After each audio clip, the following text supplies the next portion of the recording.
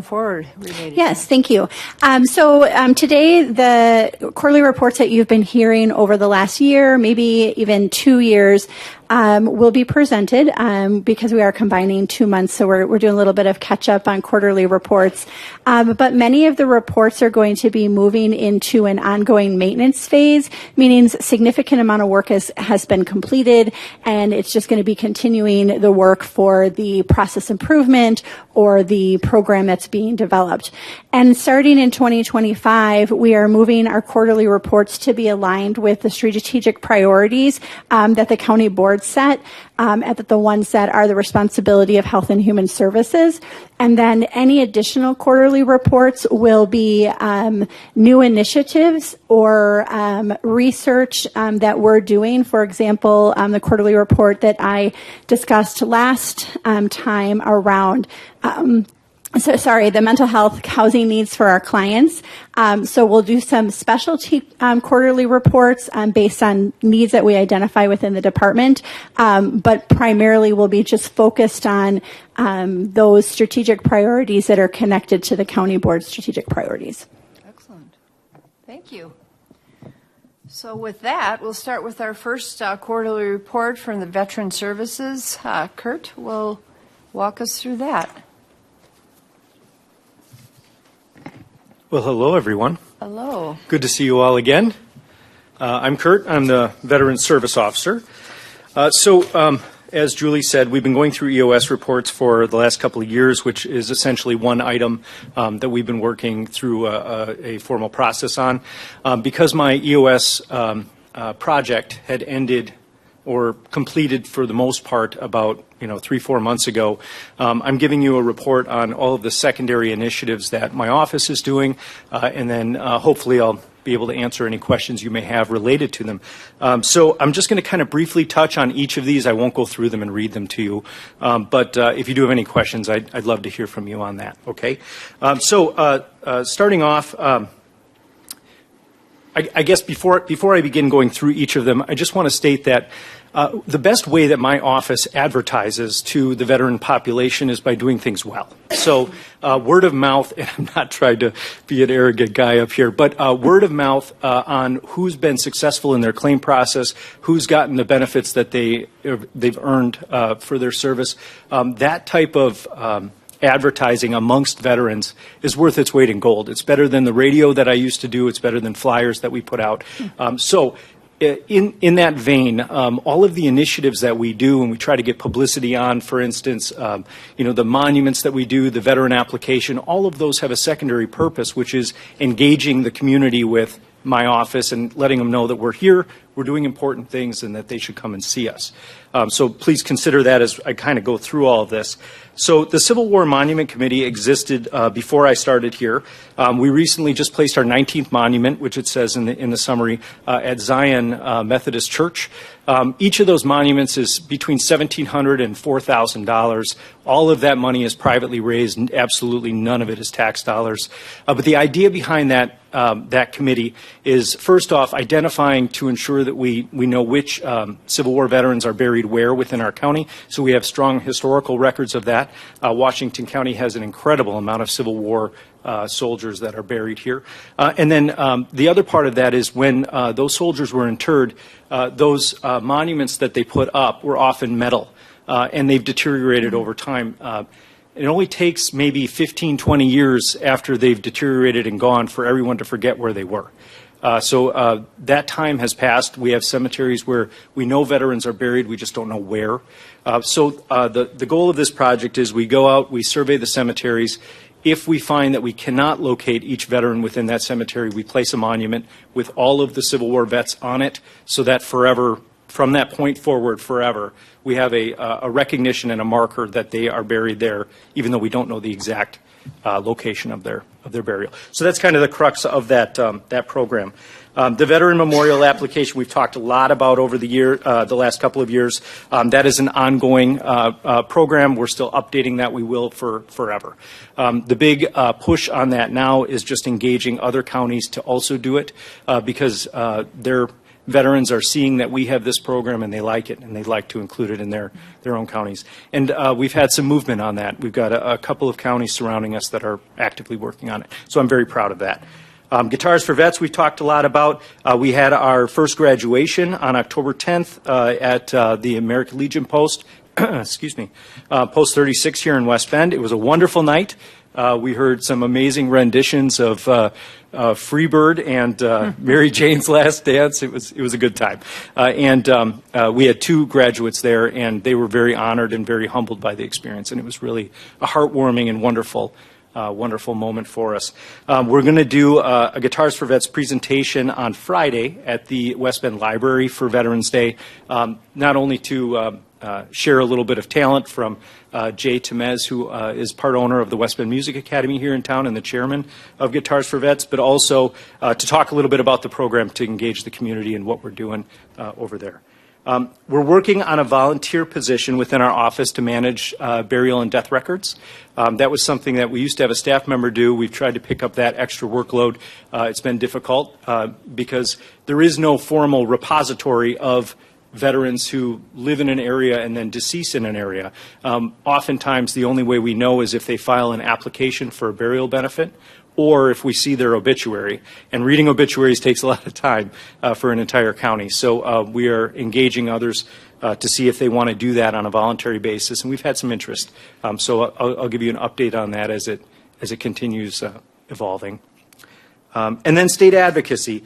One item that we want to focus on is engaging the state to see if there's a way to incentivize some of the wonderful things we've done here. The Veteran Memorial application and also the endowment that we created, they were original efforts that we've done in this county, and I think they would really benefit a lot of other counties throughout the state. And I want to see if there's a discussion that can be had at the state level to kind of push that forward and promote it. And so that has not formally started yet. We're just beginning kind of strategies about that, but hopefully that'll have some legs.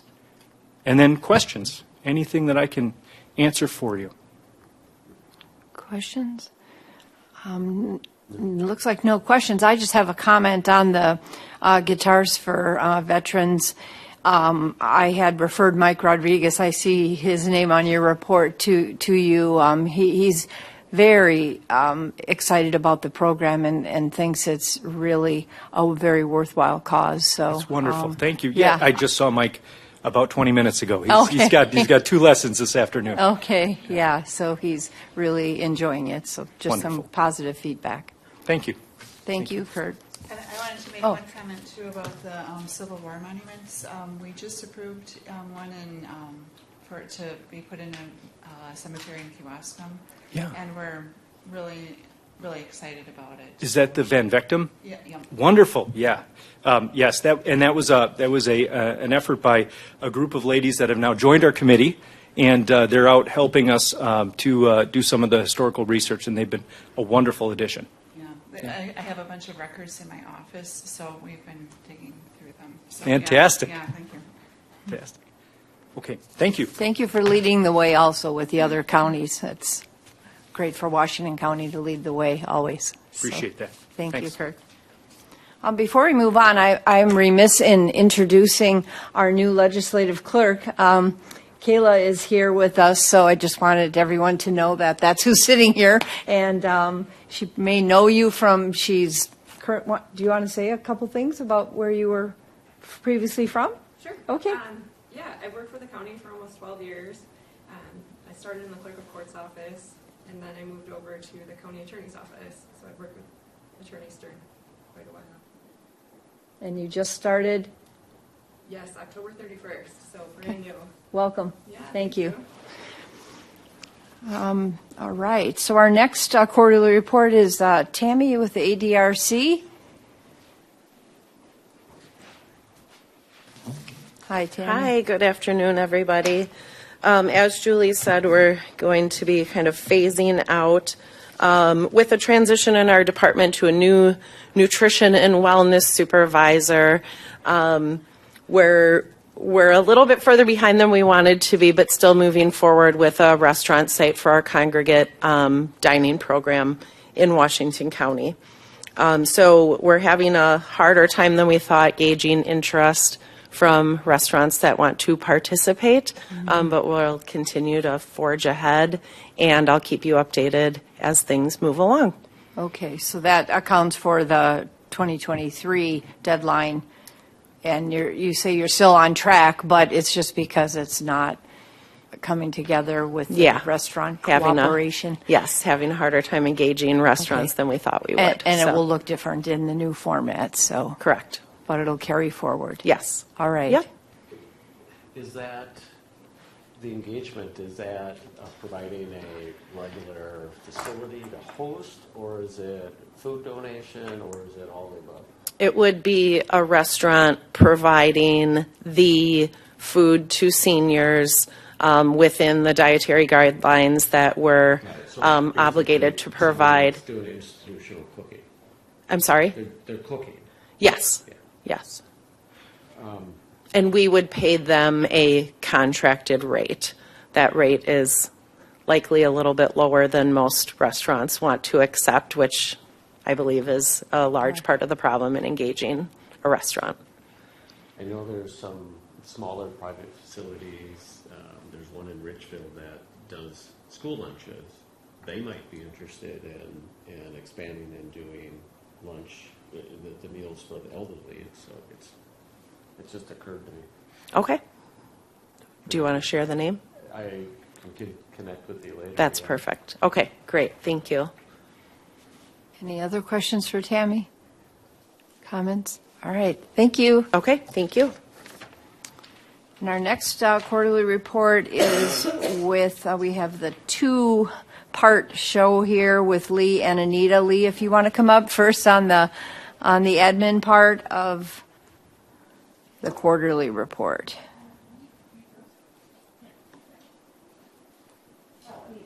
We'll do Anita. Oh, okay. I mean, we can go first if you like.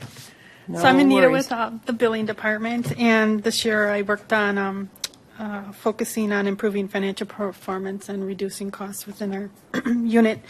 And like Julie said, we're closing it out, but it doesn't diminish like the work that we've done.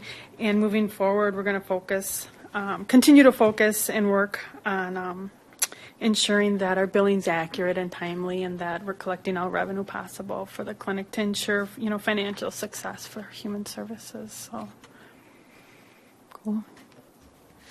Any questions? Comments? Thanks. Thanks. Anita. And Lee?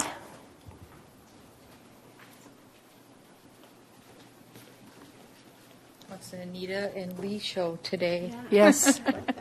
Well, I'm Lee Sanderson. I'm the Office Manager of Human Services, and I've been reporting to you over the past few months about one of my, I completed one initiative, but the one I have remaining is to improve process for reporting our Wisconsin Medicaid cost report that we file annually with the state. And that, what we call it WMCR, and what that is we bill services, mental health services that are performed by internal and external providers to Medicaid, and we have to reconcile those hours and dollars that we've reported to Medicaid or billed to Medicaid. And when we provide that information in this report, it does generate a significant amount of money back to our department. So my initiative was around improving the collection of the data that we have to provide as part of that report. It's very manual driven, and we don't really have an automated process. So my initiative was to automate that more, and we're still working on that. As Julie mentioned, we're still pressing ahead, working with an external vendor that's helping us understand how to maximize our electronic health record to extract that information. And we're still doing that, and we have a meeting coming up that I'm going to, talk about that some more, and we're going to see if we can keep moving forward with that. But it is ongoing, and we're always looking to improve that process so that it's as efficient and accurate as possible. So, any questions or? Julie? So I just want to comment, because I believe the last time we talked about this in depth, maybe this full committee wasn't the same. And so I think it's important to understand 7 years ago, when I came here, we hadn't filed this report in 2 years. And because we didn't have the backup documentation, we actually had to pay back a small sum of money, but we had to pay back money. And so Lee and her team have taken this process and every year work to improve it because it requires so much backup documentation to show our work and tracking of hours not spent that are direct billed. But we have seen the revenue in WIMCR increase year over year, and it's a significant part of our budget.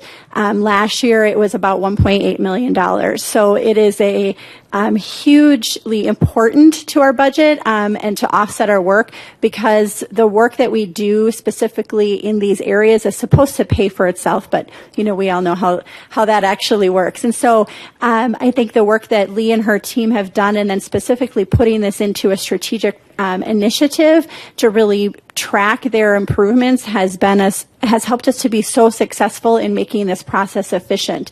And, not to be sort of tongue in cheek, but there were no tears this year when we submitted our report. So we find that as a win. Yes, It was absolutely. Thank you for that. Yeah. It is a lot of work and we're just going to keep moving forward with that. So you comment on trying to maximize the EHR Yes. reporting, and do you use Epic?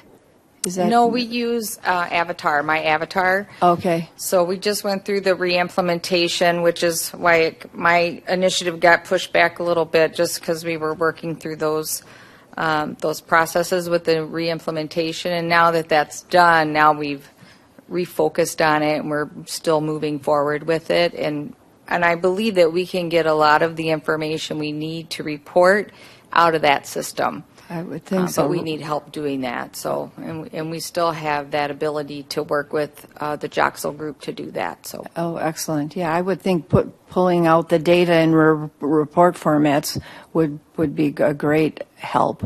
Right, Rather yeah. than the manual looking for things. I don't like duplication and Yeah. I don't like manual Yeah, processes. yeah. So that's just my focus right now. So. Excellent. Thank you. Okay, thank you. Our next quarterly report is with Doug on the behavioral health report. Hi, Doug. Hi, I'm Doug Pry. I'm the division manager for behavioral health.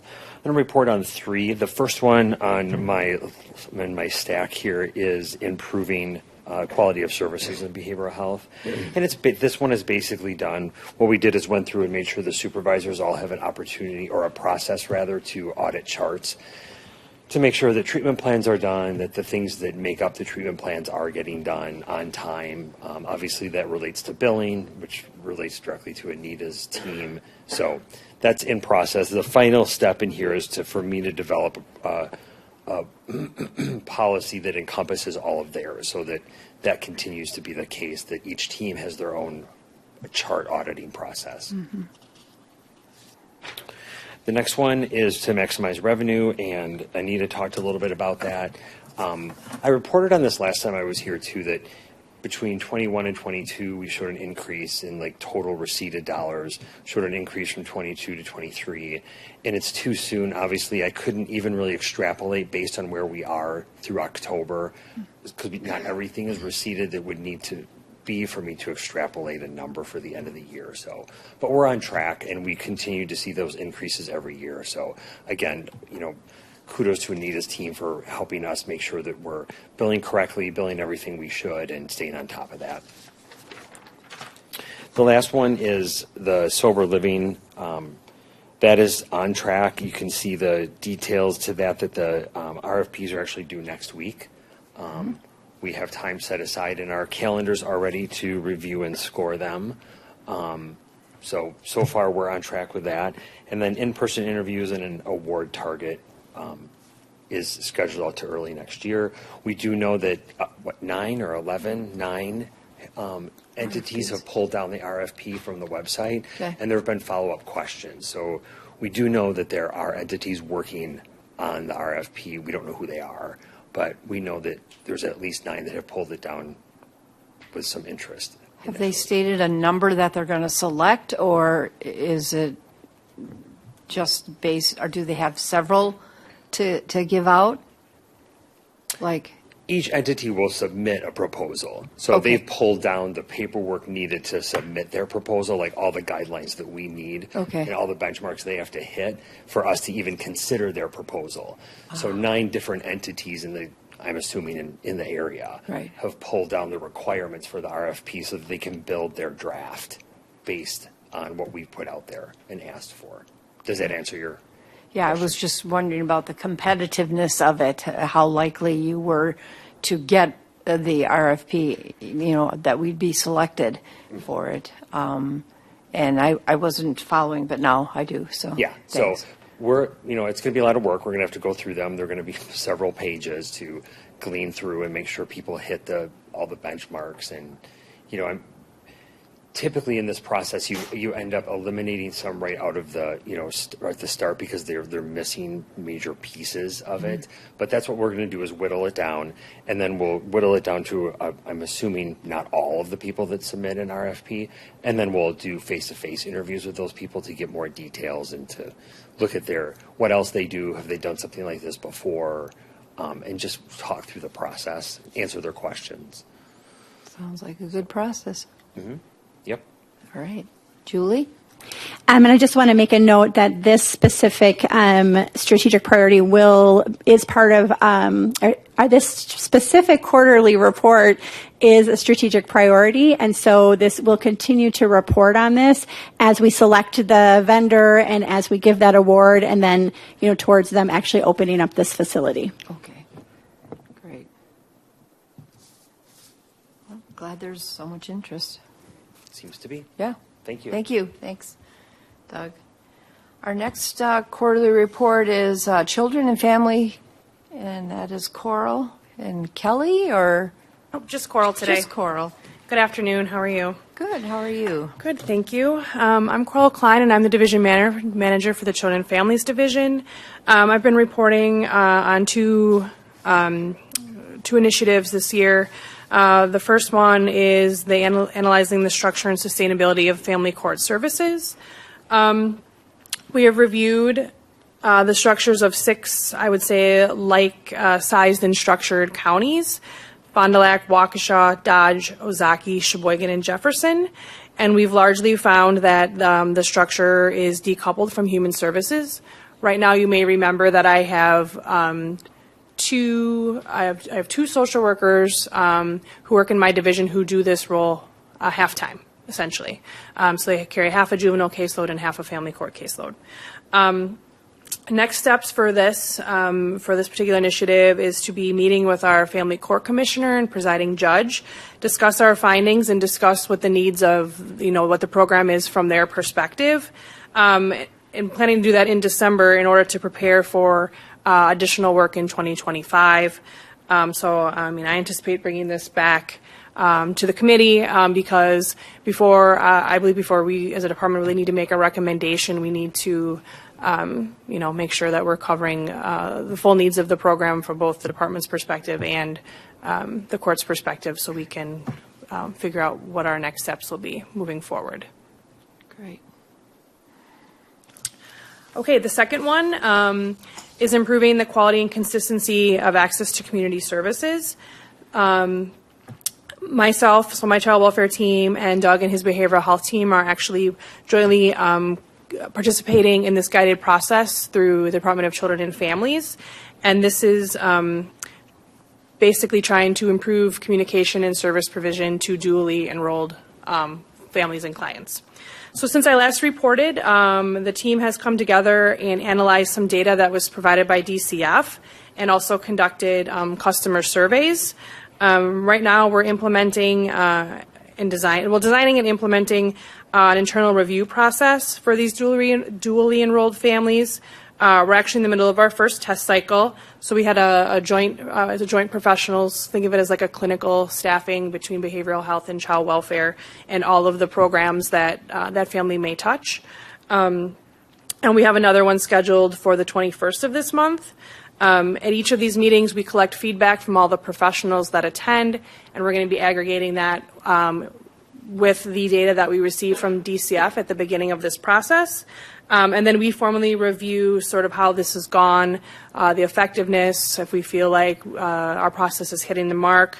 And we'll be reviewing that in our next in-person guided training session on December 5th. So this guided process continues through Q1 of 2025. It goes through like February. And then, of course, we as a group need to make a disposition on if we believe if it worked, if it's meeting our need, if it's something we want to continue, how we want to continue, any adjustments that need to be made. But so far, maybe Doug would think differently, but I think we had a really great meeting yesterday, and I think it's going to turn out to be a really useful process for us, just to make sure that everyone who's involved, we have families that are in a lot of different programs at the same time, so that could be child welfare, birth to 3, CLTS, CCS, all of those types of programs, and we need to make sure that our providers are working together in a way that we're streamlining and we know what each other's doing, not duplicating services, that sort of thing. So that's what this process is setting out to do. That is all that I have. Anything else? That's good. I just have a comment that Yep. I think that's wonderful that you're doing that, because duplication of services in social services, I think, is very common and easy to happen, just from my back experience years ago. So kudos to looking through that and making sure that there aren't the duplication of services. So Thank you. We have a lot of shared goals with our families, and if we can make it easier for them to achieve the goals they need to in a streamlined manner, that's what we want to. yeah, good. Any questions? Okay, thank you. And if I Julie? just wanted to comment, Coral sort of alluded to this at the end, but I think, one of the most important pieces of this, right, is improved outcomes for kids and families.